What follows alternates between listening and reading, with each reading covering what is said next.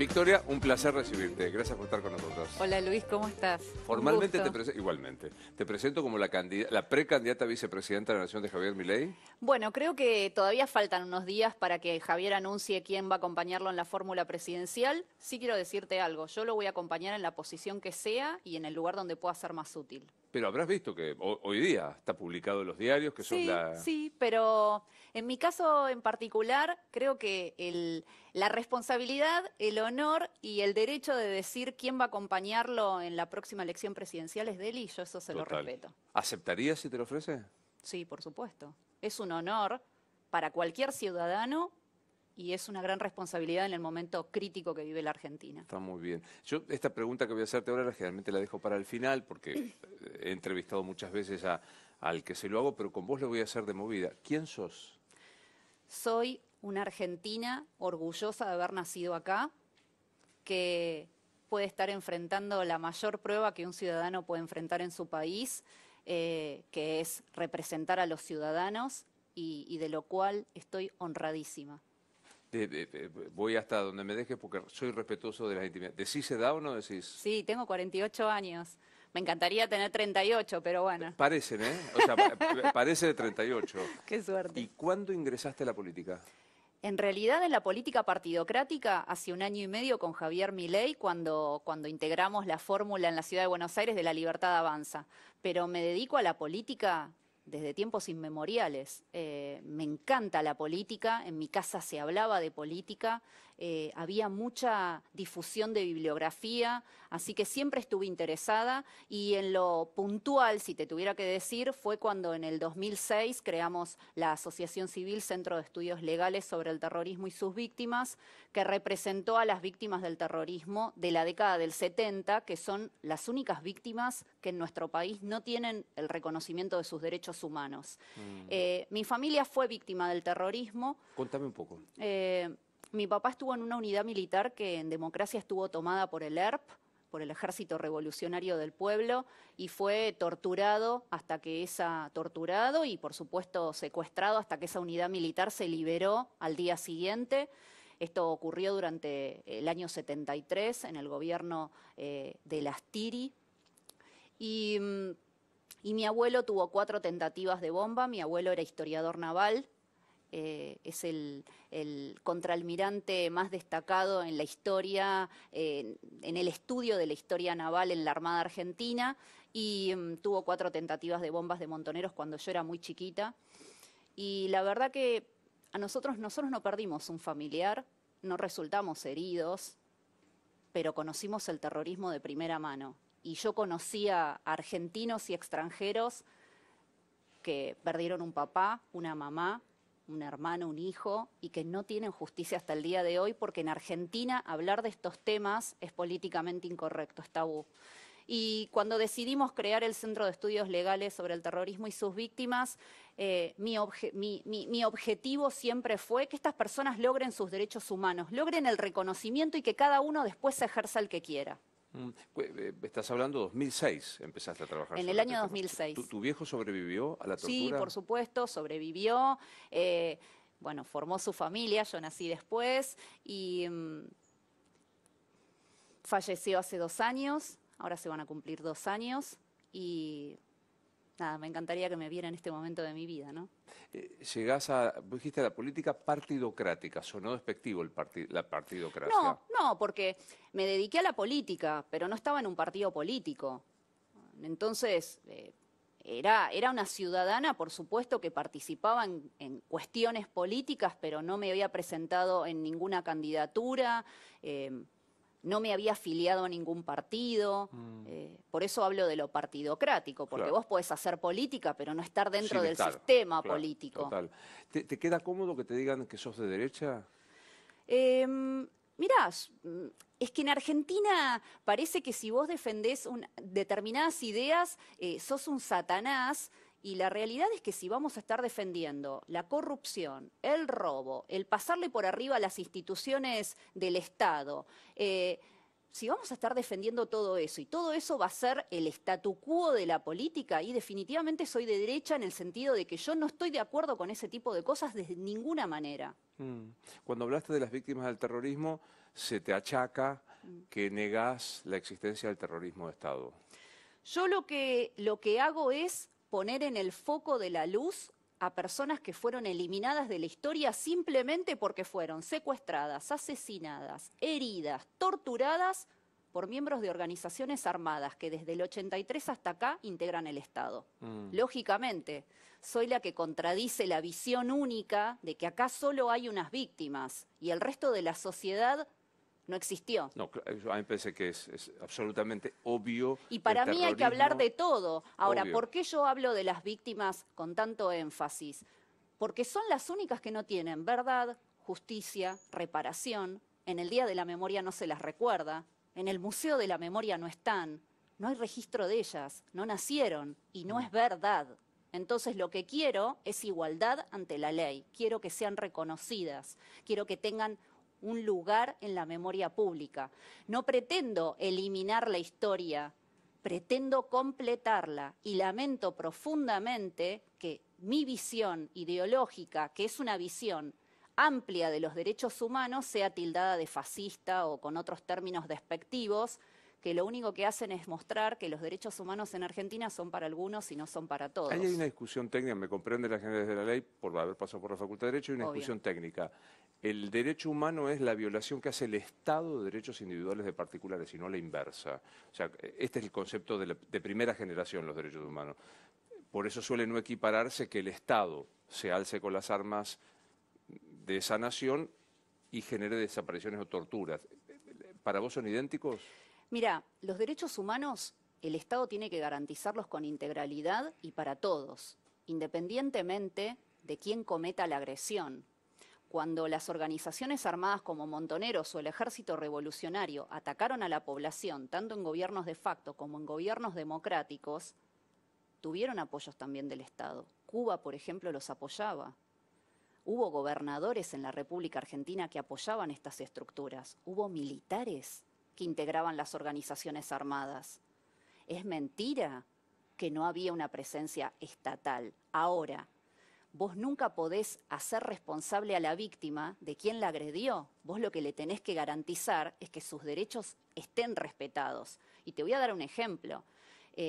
Si a vos, a un familiar tuyo, lo asesinara un policía, en Argentina entonces tiene derechos humanos y tiene derecho al recuerdo, a la memoria, a la voz pública. Ahora, si a un familiar tuyo lo asesina un terrorista poniendo una bomba, entonces se quedó sin derechos humanos. No, a mí me parece que el tema de la verdad es que es esa disquisición lo único que hace es discriminar entre víctimas. Ahora, creo que tiene que haber una revisión de la década del 70. No me parece que estemos hablando de cuestiones tan serias y que han tenido tanta importancia para nuestro país con la liviandad con la que se hace. ¿Y qué quiero decir con esto? Que si una persona murió poniendo una bomba, después no puede figurar como víctima en el Parque de la Memoria. Y eso pasa, porque eso ofende la memoria de las verdaderas víctimas. Esa no era víctima, era una persona que puso una bomba. Y te voy a dar un ejemplo. ¿Ni aún cuando murió es víctima? Pero ¿y si murió por la bomba que puso? No, habló de la desaparición de personas. Pero en ese caso sí, nadie lo niega. Pero condenás las desapariciones. Pero es que nadie niega eso. Pero soy abogada, sí, condeno la comisión de cualquier delito. ¿Cómo no la voy a condenar? Ahora, me parece una obviedad tener que estar dando como prueba de pureza ideológica o de pureza jurídica constantemente. Yo no vi jamás que le pregunten a ningún familiar de terroristas, de los tantos que hay en el gobierno, en el actual y en los anteriores, yo no vi jamás que se le pregunte, bueno, pero tus padres eran terroristas, vos entendés lo que estaban haciendo, ¿no? Yo no veo nunca ese tipo de disquisiciones y no entiendo por qué se le hacen esas disquisiciones a quien es víctima o a quien representa víctimas. O sea, es pedirle explicaciones a la mujer violada por la violación que sufrió. Decís a la cantidad de terroristas o de familiares terroristas que están en el gobierno, ¿a quién te referís concretamente? Me refiero a muchos contemporáneos míos que tienen sus familiares que integraron organizaciones armadas, desde Cabandierra, Berta, en su momento Donda, Pietragala, y que las historias no siempre son como las cuentan. Y a mí me parece grave eso. ¿Te referís a las historias de ellos? Decís que, Algunas de ellos sí, por Guado de ejemplo, Pedro. perdón, ¿qué hay con Guado de Pedro? No, en general, o sea, te estoy hablando de los 5 que recuerdo así más rápidamente. Por ejemplo, en el caso de Pietragala. La mamá de Pietragala muere en un enfrentamiento armado. El papá de Pietragala muere por la AAA. A mí me gustaría que se contaran las cosas con la exactitud que se me reclama a mí al hablar de las víctimas del terrorismo. ¿Pero por qué? Porque hay matices. ¿Eso significa que una persona está bien que sea asesinada por la AAA? No, si claro. la AAA es la única organización terrorista de la década del 70 considerada como terrorista. Porque sí, Donda fue apropiada, Guado murió Por en un supuesto, pero es que yo no hago responsable jamás a los hijos de los crímenes que pudieran o no haber cometido sus padres. Jamás hago responsable a los hijos. Pero casualmente no es lo mismo ser hijo de una persona que la volaron con una bomba que ser hijo de una persona que integró una organización armada que cometía actos de terrorismo en democracia. Me parece que hay un mundo entre ambas afirmaciones. ¿Eso hace culpable al hijo? No, Luis, por supuesto que no lo hace culpable al hijo, pero sí me gustaría encontrar en algún momento un sinceramiento de ciertos sectores, principalmente los de extrema izquierda, que en este país exudan derechos humanos, reclaman respeto a los derechos humanos y que no tienen la sinceridad de admitir las cosas. En la visión histórica, ¿el indulto y las leyes de obediencia debida y punto final estuvieron bien para vos? Para mí no. Y te voy a ser muy franca, ¿por qué? Eso le impidió a las víctimas del terrorismo tener justicia, porque luego eso encadenó los indultos que hubo también para los terroristas. Fue toda una circunstancia jurídica en la cual la consecuencia fue que 17.380 ciudadanos argentinos y extranjeros no tuvieran el reconocimiento de sus derechos humanos. La historia no se contó con simetría y no se juzgó con simetría. ¿Por qué? ¿Tiene sentido discutir si fueron 30.000 u 8.000? Para mí sí tiene sentido porque defiendo la verdad aunque no me guste. Entonces, si no fueron 30.000, ¿por qué estamos afirmando algo que no es verdad y que el terrorista que incluso inventó la cifra, que es Luis Labraña, lo admite? Si la cifra Graciela Fernández Meijide la estipuló en 7.954 personas, acá cerca tenemos el Parque de la Memoria. En el Parque de la Memoria hay 8.751 nombres. En el Registro Único de Víctimas del Terrorismo de Estado, que es un registro estatal, hay 8.700 personas. Entonces, ¿por qué admitimos una cifra? ¿Por qué toleramos que se nos mienta así en la cara? Si fueses vicepresidenta, ¿impulsarías alguna ley de reparación para las víctimas del terrorismo? Yo creo en la igualdad ante la ley, así que yo creo que tiene que haber reconocimiento para las víctimas del terrorismo. Pero de nuevo, cada víctima puede ejercer el derecho que quiere. Hay víctimas que no quieren la indemnización, quieren la memoria, quieren la justicia, quieren saber quiénes y por qué las agredieron. ¿Por qué el Estado, en democracia, les niega ese derecho? ¿Estela de Carlotto es, para vos? Es la madre de una combatiente de Montoneros, de una terrorista. ¿Le reconoces algún esfuerzo histórico por seguir peleando en la justicia por la desaparición de su hija? Le reconozco un rol político fundamental para asentar la parcialidad que vivimos en este tema. Sin ella y sin Eve de Bonafini no hubiera sido posible tener una historia sesgada como tenemos. No hay en las marchas, yo creo que se dividen en dos, la pelea durante el proceso con marchas, con presencia y con reclamar la justicia. ¿No hay nada de rescatar de eso? Te quiero contar algo. Las primeras marchas en la Plaza de Mayo, alrededor de la Pirámide de Mayo, las hicieron los familiares de las víctimas asesinadas por Montoneros y el Ejército Revolucionario del Pueblo, en democracia.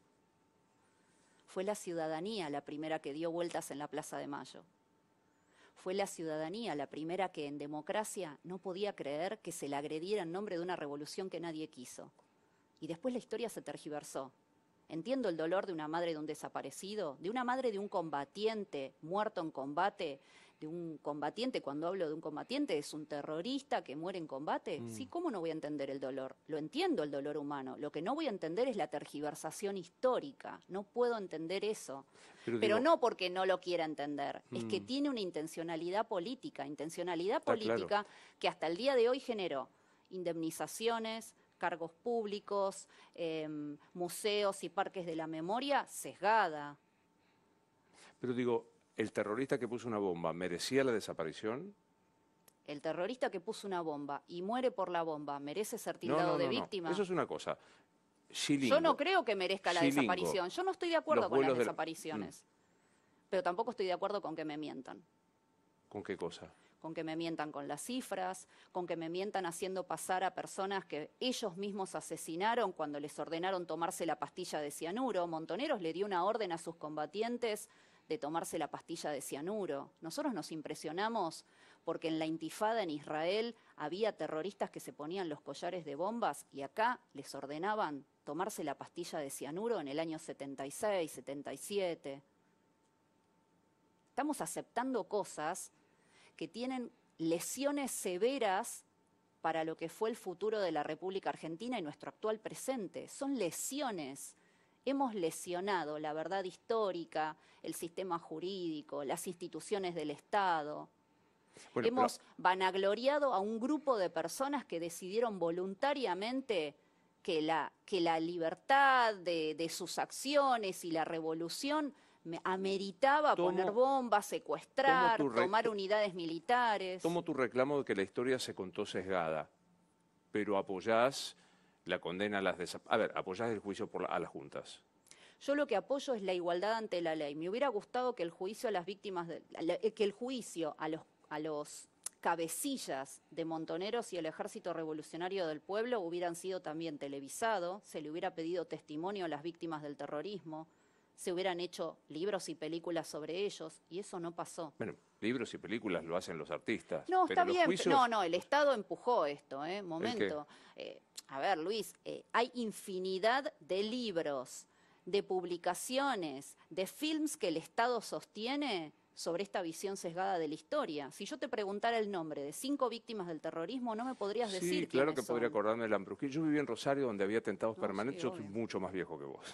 No se nota, por suerte 13, para vos 14, tampoco. Digo, claro que lo sé, pero a mí me impacta que solo estás dispuesta a condenar la atrocidad de la desaparición de personas si analizamos lo que le hicieron a la hija de Lambrusquini.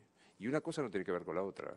Para mí tiene que ver en el momento en el que el Estado desde hace 40 años sostiene una visión sesgada de los hechos y una violación de derechos humanos, porque en el momento en el que vos le denegás la justicia, el derecho a la verdad y el derecho a la reparación a una víctima, le estás violando sus derechos, y por el otro lado, todo el esfuerzo estatal ha estado dispuesto a sostener una versión de la historia, una versión que necesita su complementación. No hubo solo una parte de la sociedad habilitada a sentir dolor o que ha sufrido el dolor. Claro. Fue toda la sociedad. ¿Eso significa que yo tolero abusos del Estado, tolero la comisión de delitos? No, soy abogada. La pregunta es si condenás. Sí, los condeno, pero no caigo en la trampa de eliminar a mis víctimas, que son las víctimas de todo el pueblo argentino, de la visión pública. Claro. ¿Te queda cómodo definirte como liberal, como le gusta a Javier Milei? Vos sabés que yo tengo todo un tema con eso de las etiquetas, porque a mí me parece como que el ser sommelier de las ideas políticas es algo que no aporta. Yo me considero una persona patriota.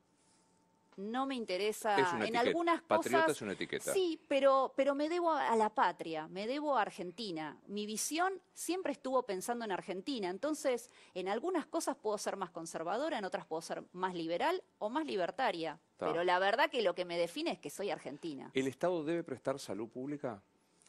Yo creo que sí, Lo que tiene que realmente prestar es salud pública y no lo que hizo en la pandemia, que fue un desastre. El tratamiento de este gobierno. Que fue la muestra más clara de que no brindaba salud, de que no brindaba absolutamente nada. Es una función básica del Estado, la salud. Son gobierno, Javier y vos, yo ya te doy por vicepresidenta. La salud es una función básica del Estado. Los hospitales públicos deben permanecer abiertos. Sí, por supuesto, pero con eficiencia. Con eficiencia. Pero no dar un cheque para que cada uno elija en los hospitales privados que quiera. Yo creo en la libertad de cada individuo. Creo que la mayoría de los que estamos acá debemos tener una obra social o una prepaga y si podemos tratamos de no ir al hospital público. Bueno, pero está en la elección de cada uno. Pero vuelvo al sistema. Va a haber hospitales públicos tal cual sustentados por los aportes de los impuestos. Pero sí, sí está, pero eso es una función del Estado. Bueno, pero lo pregunto porque bueno, Javier propone otro. No, pero es que no ¿Debe venimos. haber escuela pública? No, es que no venimos. Sí, hay escuela. Va a haber escuela pública, sí, pero el sistema de los vouchers y demás son propuestas que están dentro de las medidas de tercera generación. Nosotros en el equipo de La Libertad Avanza, y eso lo explicó Javier en infinidad de veces, y de hecho te lo explicó cuando vino acá, hay medidas de primera generación, de segunda y de tercera. Las reformas en seguridad, en salud y en educación están en las medidas de tercera generación. No son medidas para 2 minutos. O sea, son medidas pensando en un país que tiene que proyectar una estrategia pero digo, a corto, Javier a mediano y a largo plazo. Asume la fórmula Milei-Villarruel y no cierra los hospitales públicos. No, ¿cómo vamos a cerrarlos? Bueno, tengo que preguntarlo porque el voucher no es una invención mía, la trajo acá Milei. Bueno, sí, es la propuesta que tiene respecto de educación, pero eso no significa que nosotros vamos a pasar primero por las instituciones del Estado, por el derecho, por la Constitución, por los tratados internacionales que Argentina ratificó y que nos obligan. O sea, nosotros tenemos una proyección de a lo que se apunta la República Argentina de acá a muchos años. Ahí hay un problema que Javier, me parece, al menos yo no encontré la respuesta. Vamos a pasar por las instituciones. ¿Van a negociar con la casta? Nosotros, tengo que ser franca, creo que del Congreso somos los únicos 2 que no somos casta. Es nuestro primer mandato, no integramos la política de ninguna manera anteriormente. Son gobierno, quieren mandar Somos gobierno, un proyecto de ley. Tenemos la Constitución y tenemos todas las leyes que habilitan al funcionamiento del sistema democrático. Somos 2 personas democráticas, vamos a hablar con los que tengamos que hablar para que funcione todo. Con la casta. Con quienes sean. Bueno, digo, cerrar el Banco Central. Proyecto de ley, ciérrese el Banco Central. Lo tenés que someter a consideración. Vos vas a ser presidenta del Senado, si sos electa, y tenés que sentarte a negociar con los otros bloques para ver si se aprueba esto. Sí. ¿Y si no se aprueba? Arbitraremos qué otras medidas tenemos dentro del sistema democrático. Bueno, Javier habla mucho de la consulta pública. Hay que pasarla por el Congreso. Por supuesto, sí. Yo creo que hay que simplemente, yo soy abogada, entonces para mí lo que está escrito son las reglas que vos tenés de empeñamiento dentro de una situación, o sea, es lo que vos podés hacer dentro de una situación. Respetando el sistema democrático, nosotros vamos a tratar de explicarle, primero al pueblo hay que explicarle al pueblo argentino cuáles son nuestras ideas y cuál es el país que proyectamos. Un país en el cual no puede haber el nivel de corrupción que hay actualmente en cualquier cuestión. Un país en el cual estamos debatiendo las medidas cautelares de la Corte porque hay tipos que se creen que viven en un feudo y entonces sienten que se pueden perpetuar por los siglos de los siglos en un cargo público. ¿Te parece razonable la medida de la Corte de Tucumán y San Juan? Sí, me parece razonable primero que es el control de constitucionalidad de los actos de gobierno, la Corte Suprema. Entonces, el Poder Judicial, ¿no? Entonces, me parece fundamental que estemos controlando lo que hace el Poder Ejecutivo y lo que hacen los políticos en general. Segunda cuestión, no vivimos en un sistema feudal. Entonces, no estoy de acuerdo per se, no estoy de acuerdo per se con que un gobernador o un vicegobernador que pasó a ser gobernador, que quiere ser vicegobernador. El primer periodo de la vieja Constitución. Esto es la regla del comodín. Quieren jugar con el comodín en el sistema político completo y girar y girar y girar de un cargo en otro. Uñaki y Mansur tienen voluntad feudal. Y sí. Bien. Pero no fueron los únicos, está lleno de feudos en Zamora, la República Argentina. Infran. Pero vuelvo Por eso, al otro y no es la primera medida. Proyecto base de la economía, cerrar el Banco Central. Mandas un proyecto de ley, no tiene mayoría. Haces una consulta popular, no te la aprueban en el Congreso. ¿Y entonces? Mirá, yo te soy franca, miro con bastante esperanza todas las medidas que proyectemos porque en 1 año y medio Javier Milei sentó las bases del discurso económico de este país.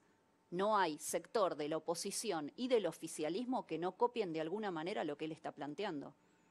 Entonces, la verdad que creo que explicándole a la sociedad y planteando lo que nosotros proponemos y los efectos que tendría lo que proponemos, no creo que haya tanto impedimento. Es la voluntad popular la que nos entronizaría, la que nos pondría en ese lugar. Pero suponete que se da al revés, porque el pueblo no delibera sino a través de sus representantes. Se da al revés en los representantes. No hay plafón para cerrar el Banco Central.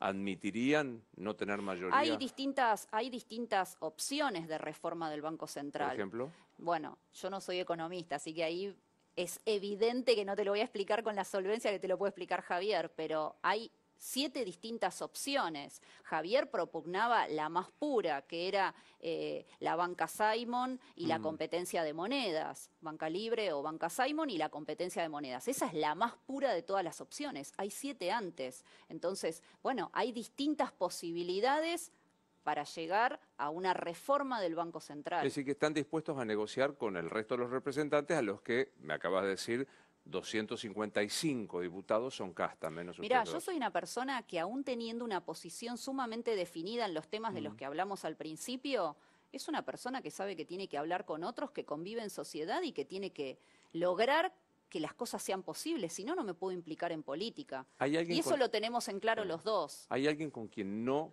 podrías tener diálogo del arco político? Hablaría con todos. Con el que no voy a tener acuerdo posible, por una razón de tipo moral, es con el que avala y sostiene la corrupción. No hay forma de que con esa persona... Cristina Kirchner me parece una persona que ha sido una tragedia para el país. De hecho, creo que hay que encontrar la manera de que la corrupción sea definida en este país y que aquel que ya está en un juicio oral y que ha tenido una condena en primera instancia, de alguna manera no continúe ejerciendo el cargo, más allá de que tiene la presunción de inocencia, por supuesto. Obvio. Y se la voy a reconocer siempre, sea ella o sea cualquiera. Es la garantía del sistema jurídico, la presunción de inocencia. Pero obviamente no estoy de acuerdo en que una persona esté ocupando un lugar de semejante importancia para el destino del país, en la cantidad de causas de corrupción, en el discurso, bueno, y ahí ya son otras cuestiones, en el discurso hasta violento que tiene. Cristina Kirchner es la corrupción y es innegociable. ¿Cambiemos el macrismo? Con el macrismo, la verdad que yo lo que siento es como que estamos hablando de un café con leche tibio. Entonces, o sea, estamos hablando de una coalición política en la que conozco mucha gente, con la que tengo un cordial trato con muchos de ellos. Es un frente político, ¿no? Claramente no es un espacio homogéneo, de una sola línea ideológica. Pero creo que el mayor... si tuviera que definírtelo, te diría que es tibio, es hasta miedoso. Y Argentina requiere coraje. Es otro momento de la Argentina. Ya no requerimos quedar bien, aunque sepamos que estamos cediendo hasta la camisa. No, la verdad es que no. Hoy hay que tener coraje, aunque caiga antipático. ¿Qué dice tu familia de tu ingreso activo en la política partidocrática? Te cito. Te chocó esa palabra, ¿eh? Sí, me sonó despectivo. No lo es, no lo es. Es solamente que es el partido político. Me apoyan desde el minuto 1. Me apoyaron desde el minuto 1 cuando decidí hacer una asociación civil con 28 o 29 años y arrancar a partir de ahí en un camino muy árido.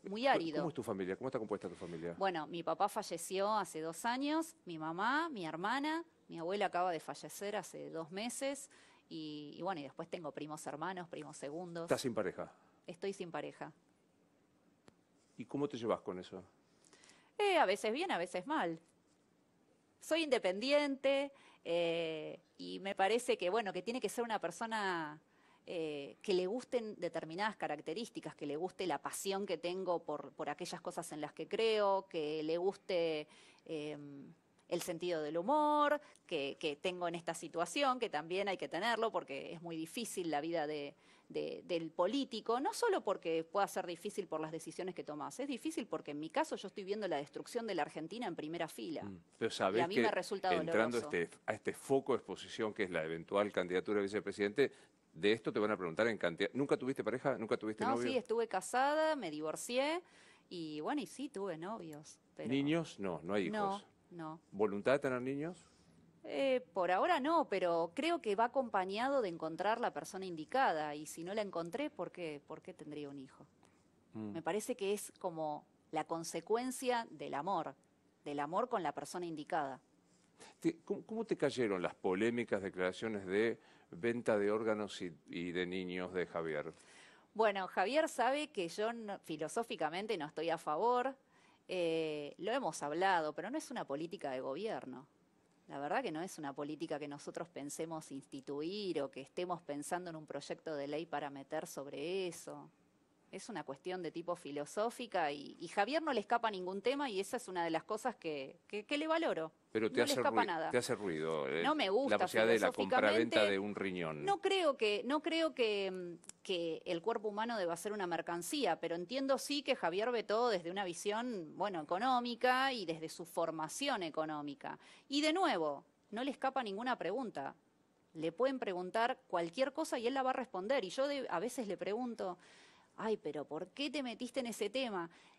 Porque yo no pregunto con qué me van a inquirir y no tengo por qué ocultar si tengo conocimiento del asunto, si leí algún libro o si filosóficamente quiero debatirlo. Pero de nuevo, no es una política. Javier está en contra de la interrupción voluntaria del embarazo. Sí, los dos estamos en contra del aborto.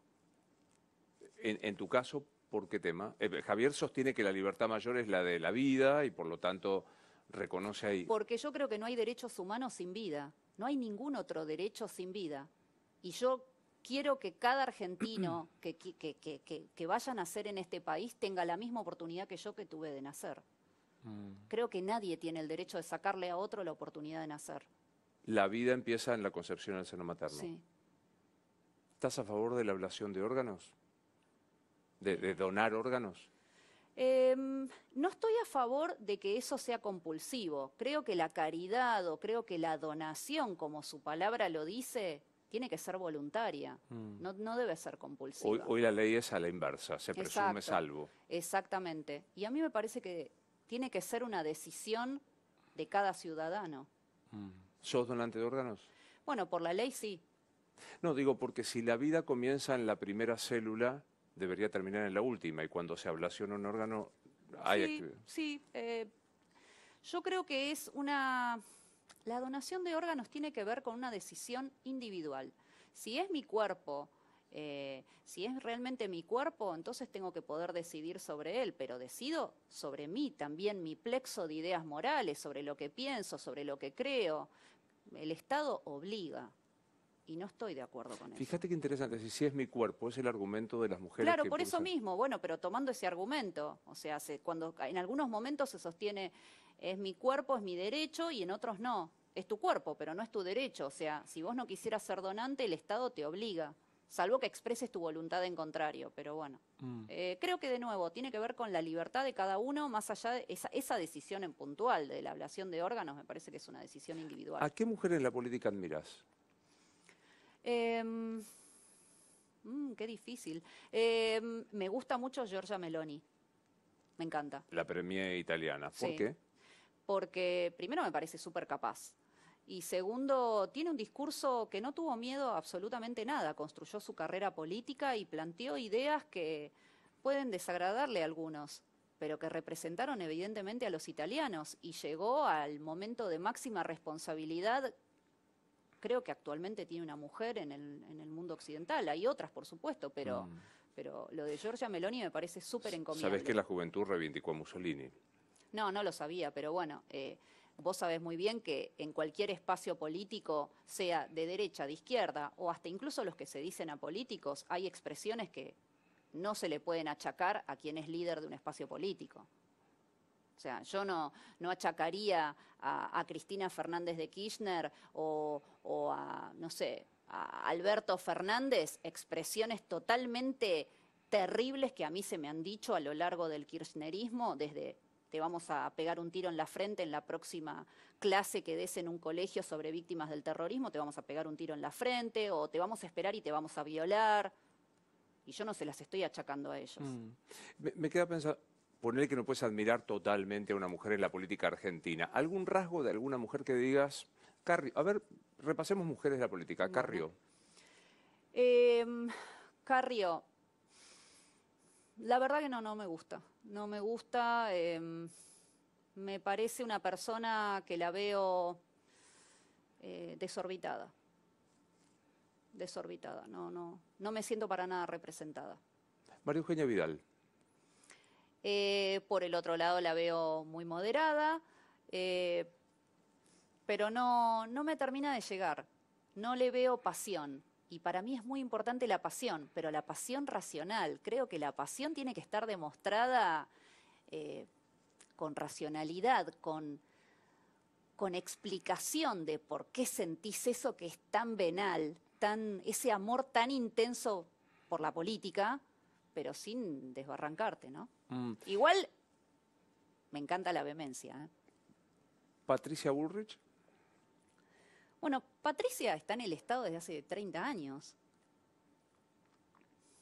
Es parte de la casta. María Eugenia también, ¿eh? Y Carrió también. De Cristina Kirchner la definiste. La reina de la casta. ¿No hay ningún rasgo de estas 4 mujeres que vos digas, le admiro? A ver, como todas las personas que finalmente perseveran en un objetivo, tienen condiciones, es evidente. Pero yo no analizo esas condiciones, lo que analizo es cuál es el bien que le hicieron al país, y la verdad que el bien que le hicieron al país me resulta bastante dudoso, en algunas más, en otras menos. Más para atrás, bueno, sos muy joven, es una complicación. No, ya no soy tanto, claro. Me encantaría, pero... Pero no alcanzaste a vivir el menemismo de María Julia, por ejemplo. No, me acuerdo poco, o sea, claro, obviamente, estaba consciente, claramente, ¿no? Sí, pero me acuerdo del tapado de piel, que me pareció espantosísimo. Pero no. Eras muy chica. ¿Crees en la lucha de las mujeres por la paridad de género? Yo no me sentí nunca menos que un varón. Así que la verdad que le veo un contenido ideológico que nos trata de víctimas, y yo no veo que las mujeres seamos víctimas. Creo que hay situaciones en las que las mujeres son víctimas, como también los niños, como también los ancianos y como también los hombres. Pero no veo que, de hecho, yo era una mujer hablando de un tema y de una época en la que preponderaban los varones. Y pude llevarlo adelante, pero, y nunca me sentí abstracción menos. de vos, porque si no queda muy obliguista hablar de uno, ¿no? Pero porque he visto otras mujeres en la misma situación. Las mujeres en general tienen... He visto mujeres empresarias. ¿Muchas? Sí, de hecho, la actual vicepresidente, que fue presidente en 2 términos, es la persona que ha dirimido la política argentina junto con su fallecido esposo, pero es ella la que ha dirimido la política argentina en los últimos 20 años. ¿Te parece realmente que las mujeres estamos en esa situación? A mí me parece que no. Yo creo que sí. No, a mí me parece que no. ¿Te parece que hay paridad de oportunidades laborales? En lo que tiene que ver con lo salarial, no hay ninguna diferencia legal que sostenga que una mujer debe cobrar menos que un varón. Te muestro las estadísticas oficiales de en lo real. Pero no hay absolutamente... El Estado argentino y su plexo de leyes en ningún momento sostienen una discriminación hacia la mujer. Pero ocurre, en la Argentina dice que tenemos una jubilación digna, 60 lucas. Bueno, pero digo, ¿ocurre en la realidad que las mujeres están en paridad con los varones? En algunas situaciones, de hecho, me hace ruido el tema de la paridad de género, por ejemplo, cuando en la comisión de delitos penales la mujer tiene la posibilidad de ir a domicilio y el hombre no. O el sistema penitenciario es más leve con las mujeres porque permite ciertas libertades que el hombre no tiene. Entonces, a mí me gustaría simplemente que desideologicemos este tema. Hay, por supuesto, cuestiones que hay que resolver desde ya, pero también hay que resolver cuestiones que tienen que ver con los jubilados y son hombres y mujeres, y ellos tampoco, y han estado toda su vida aportando al sistema jubilatorio argentino y no conservan la dignidad como tales. Entonces, me parece que, o el niño que es agredido por su propia madre o por su propio padre, en el tratamiento de un delito de ese tipo, la mujer tiene prerrogativas que el hombre no tiene. ¿Qué opinas del matrimonio igualitario? Mira, para mí estaba garantizado con la unión civil. Yo te tengo que ser franca, en lo legal estaba estaban garantizados determinados derechos. ¿Había que ampliarlos? Sí, pero llamarlo matrimonio, que es una institución que tiene que ver, si querés, más con lo religioso, sacando eso, para mí todos tenemos Pero no derechos tiene ante que la ver con ley. lo religioso, es ley civil matrimonio. Sí, sí, por supuesto, pero es posterior a la consagración de la institución del matrimonio, que es una institución previamente religiosa. No, el matrimonio fue laico. Los matrimonios se No celebraron sé, a lo sí, largo de la historia en sí, instituciones civiles. por supuesto, pero tiene toda una connotación que es de tipo religioso. Entonces, me parece que en la unión civil estaba garantizado plenamente y aquellas cosas que no tuvieran su reconocimiento legal había que ampliarlas y listo. ¿Te molesta que los gays podamos tener el mismo tratamiento que los heterosexuales? No, Y no. entonces, Estaba garantizado. De hecho, hay un montón de familias, hay un montón de parejas heterosexuales que no se casan o que... claro, pero los Y que bueno, y quieren casarse... estaban en unión civil también, o en una unión irregular en algunos casos, Sí, o sí. de hecho, a La eso idea me es quiero tener todo, referir. estar irregulares, unión civil o matrimonio. Sí, pero no me molesta. ¿Por qué me habría de molestar? Pero por eso te lo pregunté. No, para nada. ¿Me das un instante? ¿Sabías que el precio del oro nunca había estado tan alto? Es el momento de hacer valer tu oro, alhajas, relojes brillantes, monedas de oro, lingotes. ¿Dónde? En Joyería El Tasador. Joyería El Tasador, atendido por buena gente, expertos técnicos que tasan el acto y pagan en efectivo. Joyería El Tasador, tenés que llamar al 0800-222-8273. 0800-222-8273 en la sucursal de Corrientes y Pueyrredón. Pagan el gramo de oro hasta 28.500 pesos. Joyería El Tasador. Toda una vida dedicados a las joyas. Pensá vender al mejor precio. Visítanos. Joyería El Tasador. Avenida Corrientes 2810, esquina Pueyrredón. Joyería El Tasador. Tu tasador, mi tasador. Elegí sin humo, vamos por una Argentina con una mayor claridad y menos tóxica. Sanra es ecología en acción. Unite al Power Team, 100 kilómetros por hora, 100 kilómetros de autonomía y lo cargas con 20 pesos. Hoy podés tener tu franquicia Sanra en todo el país. ¿Querés iniciar una actividad? Sanra. Tenés que entrar a sanraargentina.com.ar, se escribe Sunra, sanraargentina.com.ar o llamar al 11 44 92 44 54. Vehículos eléctricos, tu independencia en movimiento te lleva a tu destino. Ecología en acción. Sandra. Te agradezco que me has traído tu libro. Lo llaman Jóvenes Idealistas y versa sobre todo esto que hablamos al comienzo, ¿no? Exacto, sobre la década del 70, con imágenes y contextos. No pretende ser un libro intelectual, pretende ser un libro visual que te cuente qué pasó en la década del 70. Me quedé pensando, ¿crees en la separación de Estado e Iglesia, no?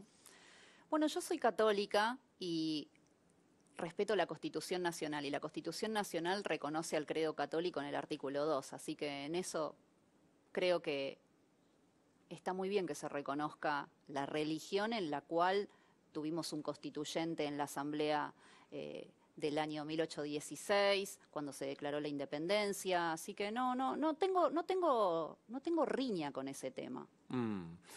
Sí quiero la separación de determinadas cuestiones que son ideológicas y que se sostienen con el dinero de todos y que me parece que de alguna manera están entorpeciendo o están complicando el discurso político. Y por ejemplo me refiero a esta visión sesgada de los 70, estoy hablando de la ideologización del tema de las mujeres, que lo conversamos antes. Me parece que ahí tiene que haber una actitud más imparcial por parte del Estado. Ahora pensaba esto, digo, Pero hay libertad de credos y de cultos, obvio, así que... pero solo algunas autoridades eclesiásticas católicas son sostenidas por los impuestos de los argentinos. Si son gobiernos, ¿lo van a sostener a esto? No hemos hablado de modificar eso, simplemente, por lo menos yo no estaría de acuerdo en reformar la Constitución. Creo que no debemos hacerlo. ¿Nos morimos y qué pasa? Y hay vida eterna. Profundizá para los que no somos creyentes. Y según tus obras en este mundo, vas a poder ir a gozar de la presencia de Dios o, bueno, tendrás el castigo eterno. Lo que aprendíamos, yo hasta la comunión llegué, el catecismo del el purgatorio, paraíso y infierno, ¿existe? Sí, para mí sí. ¿Qué te toca? No lo sé, lo sabe solo Dios. ¿Qué olés? No, no lo sé. Dios es infinita justicia, infinita misericordia. Así que, no sé. Me someto. ¿Sos de confesión, vas a misa? Sí. ¿Sos de confesión, no digo diaria, pero No, dominguera? diaria no, tanto no No, peco. pero, digamos, pero sí te confesás cuando vas a misa. Sí, sí me confieso. No me lo sé, me los tengo acá macheteados, porque no me lo sé a los 7 pecados. Pero siendo ¿te lo sabes? ¿A los 7 ¿Los 7 pecados capitales? Sí. A ver, codicia, ira... No, te voy a ayudar. Dale. Codicia, supuestamente en mi lista no está codicia. Avaricia. ¿Padeces de alguno? ¿Soberbia? Sí, creo que sí. Yo sí, y creo que muchos la padecemos. Es un pecado medio universal. Es soberbio decir que uno no tiene soberbia. Claro. No me mientas. Claro. ¿Avaricia? No, tengo bastante desapego con lo material. Me Luju- encantan las claro. cosas buenas, las cosas lindas, obvio. pero tengo desapego. ¿Lujuria? En algunos momentos de mi vida sí, en otros no. ¿Y hoy dónde estás? No, hoy no. ¿Sublimás por otro lado? No. Estoy entretenida. ¿No nada? Por ahora no. ¿Pero qué? No. ¿Cuánto tiempo se puede pasar sin? Ay, no lo sé, qué sé yo. No hay parámetro para eso, pero igual yo soy una persona bastante pudorosa y la vida íntima para mí es íntima y creo que hemos perdido eso y me da pena. Ira, Sí, yo la tengo. gula, No, envidia no. y la otra, asumo que no, pereza. Bueno, a veces somos perezosos todos. Pero no, en este momento no puedo ser perezosa ni aunque quiera. Entra por ahí caminando Alberto Fernández, ¿qué le decís? ¿Por qué me seguís en Twitter? No entiendo por qué me sigue hace años en Twitter. ¿Alguna vez tuvieron algún intercambio? No lo conozco personalmente. Pero ni siquiera en redes. No. Va, que yo recuerde, no. Entra caminando Cristina Fernández, ¿qué le decís? Qué terrible lo que le hiciste al pueblo argentino.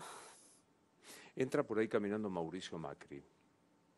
Cuánto que te faltó, ¿eh? No te animaste. Entra caminando Mario Firmenich. Cárcel. Entra caminando por ahí Jorge Videla. Está muerto. Pagó cárcel. Entra por ahí caminando Javier Milei, ¿qué le decís? Gracias. Entra caminando por ahí Victoria Villarruel a los 18, 17, con el changüí de saber lo que sabés ahora 20 años más. ¿Qué le decís? No te enojes por tantas cosas y seguí luchando. La vida es lucha. Y yo en mi vida quiero ser protagonista, así que lo estoy siendo. Hablale a los que le tienen miedo a ustedes, a Javier y a vos, porque los consideran autoritarios, despreciando el sistema. Si yo le tuviera que hablar al ciudadano que cree eso, simplemente le diría que lo que hacemos es defender el sistema democrático, lo que hacemos es defender la posibilidad de que cualquier argentino y extranjero que elija nuestro país para vivir tenga una vida digna, que sea dueño de su propia vida, que tenga la posibilidad de que sus hijos no se exilien, de comprarse su propia casa, de sentirse orgulloso como me siento yo de haber nacido en este país. Que no tenga miedo. Sí. ¿La conoces a Karina Milei? Sí, la conozco. ¿Cuánto hay de cierto que es la coach de Javier y tuya? Mía no, pero de Javier es la persona de confianza. Y es lógico. ¿Qué hermano no es la persona de confianza en una relación sana y fraternal para uno de sus hermanos? ¿Qué pasa cuando se cuestiona ese vínculo, por ejemplo? Me parece repugnante como recurso. La verdad me da mucha vergüenza que se digan esas cosas y me imagino lo que les debe pesar a ellos que se diga eso. ¿Dormís con 5 perros en la cama? No, pero cuando tuve perros dormí con los perros en la cama. ¿Conocés los famosos mastines? Nunca me acuerdo de la raza. Sí, son... Oh, Bueno, sí, no, mastín de inglés. 36.000 veces No, me lo son han unos dicho. gigantes. ¿Los conocés? Sí, los conozco. No todos, porque algunos son buena onda y otros no. ¿Y te hace ruido que Javier hable de mis hijos? Me da un poco de gracia, pero yo también le decía mis hijitos a mis perros. No lo decía públicamente porque no salía en televisión, pero... ¿Hay algo que no te pregunté que te hubiera gustado que te preguntara? No, me encantó charlar. De a momentos es una entrevista que es difícil. Uno no está acostumbrado a estar en televisión como vos, pero no, me encantó charlar con vos. Buena suerte en la campaña. Gracias. Gracias.